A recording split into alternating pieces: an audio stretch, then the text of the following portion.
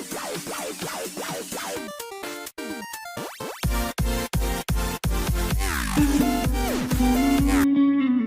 वैद्यनाथ धाम।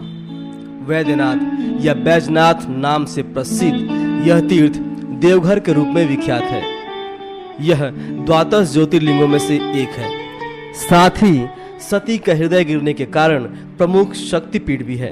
फलस्वरूप शिव तथा पार्वती दोनों के विराजमान होने से इस तीर्थ की महत्ता बढ़ गई है। बिहार प्रदेश से अलग बने झारखंड राज्य में जसीडीह के पास अत्यंत प्राचीन काल से ही यह ज्योतिर्लिंग विद्यमान है।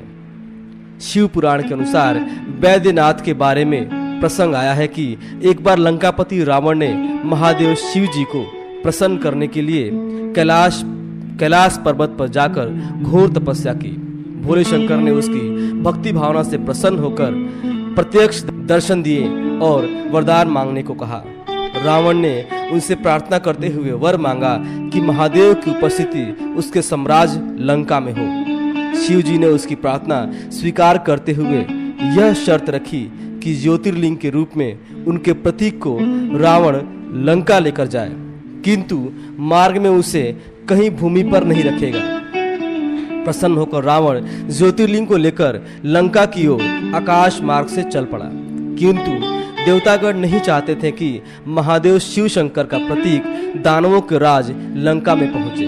फलस्वरूप देवों ने योग विद्या से रावण के उदर में वेदना का संचार कर दिया और उसे लघुशंका के लिए धरती पर उतरने को विवश होना पड़ा।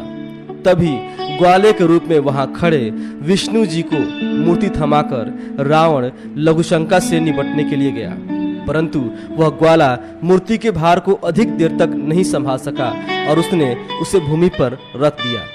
वापस आने पर महाबलशाली रावण ने शिवलिंग को उठाने का प्रयत्न किया, पर वह तो धरती में गहराई तक स्थापित हो चुका था।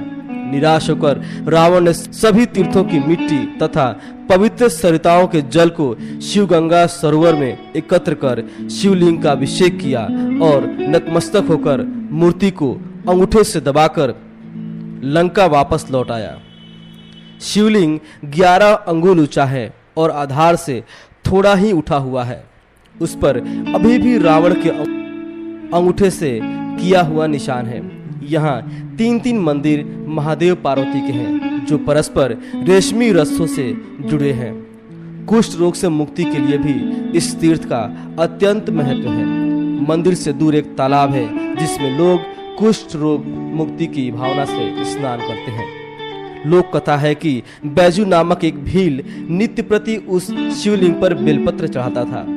भोले शंकर उससे भी प्रसन्न हुए और तभी से यह तीर्थ उसके नाम पर बैजनाथ हो गया। बैजनाथ देवघर को मनोकामना पूर्ण करने वाला तीर्थ कहा जाता है, क्योंकि यहाँ पर ज्योतिर्लिंग के साथ ही शक्तिपीठ भी है। इस स्थल से करीब 100 किलोमीटर की दूरी पर सुल्तानगंज में उत्तर प्रवाहिनी गंगा की धारा है। वहां से जल लाकर बैजनाथ धाम में चढ़ाने पर मनोवांछित फल मिलता है।